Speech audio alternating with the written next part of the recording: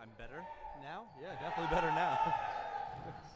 You guys advancing to the second round of the CUNYAC tournament, playing Baruch on Sunday afternoon. What's your mindset for your team going into this game? It's a obviously a unique situation that we're in right now, but we're definitely focused on Baruch, and we're having played them earlier this week. Obviously, they're fresh in our mind, and our guys are definitely ready to go. Excited to start on Sunday. How do you guys look to bounce back after the 10-point loss on Monday? Yeah, I thought we did a lot of things very well on Monday, but you got to give a lot of credit to John and those guys. They had a great game plan. They stuck to it. They executed well offensively, and they definitely took away some of the things we wanted to do defensively. So, we'll make those changes, we'll make those tweaks. We have a group of guys who've been together now all year, and a great group of coaches who know what's coming there. You guys started 0-9 this season, but won 3 of your last 4 to go back to 500 in conference play. What's been the recipe of success over the last couple of weeks?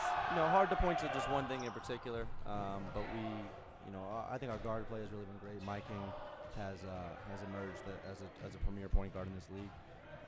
With the consistency of Wyatt being able to shoot the ball and Sean being able to score, and Doug and Kieran and Gino giving us those minutes on the inside, I think it's really helped us get to a consistent level of defense, a consistent level of efficiency on offense, and consistency therefore has led to some consistent outings.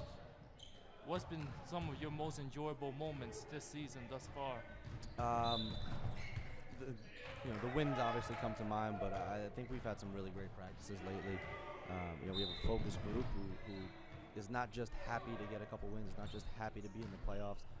Their eyes are set on some big goals, and a lot of people from the outside probably tell us we're crazy for thinking that, but when we're on the court, we're in the gym like this, our guys are rocking and we're ready to go, and I think practice has been some of the most fun parts this year, no question. And what are some of the difficult obstacles you guys overcame as a team? Starting 0-9 is tough. Just believing you can do it at that point becomes a daily question. With a young group like we have, we had to reassure them every day that this is a process. This takes time. That it's not easy, and we need to reinstill those values on a day-to-day basis. Those fundamental values on the court and off the court to make sure we're doing the right thing to get us in a spot where we're having good practices, which then lead to good games, which then lead to wins, and then lead to a playoff berth. Ishan Epps, all CUNYAC first team. How will he try to take the lead in preparation against Baruch? That's the best thing about E. He won't try to do anything different. He won't try to do anything out of his control. He does a really good job of staying in character, of letting the game come to him. Last year, it was a shot or nothing for us, and this year we've done a good job of surrounding him, and some guys have developed nicely into players who can support him and really take the burden off him if teams are going to hound him or try to game plan for him. He's playing his best when he's relaxed and playing within the offense. And Wyatt Hawkins, CUNYAC Rookie of the Year, how's he been able to turn this team around? Wyatt's a special guy. His IQ is through the roof. He's a guy who's in range once he's over half court, and he's someone you have to guard. He allows us a lot of times to play 4-on-4, and when you're playing 4-on-4 on a 94-foot court, there's a lot of space, and the offense certainly has the advantage. And what he's done so well this year in most of our games is he makes you pay the second you lose it. Shooting 43% from three-point line is outstanding, and he makes other guys better. Kernan and Gino almost finishing off their careers. Not yet. Not yet.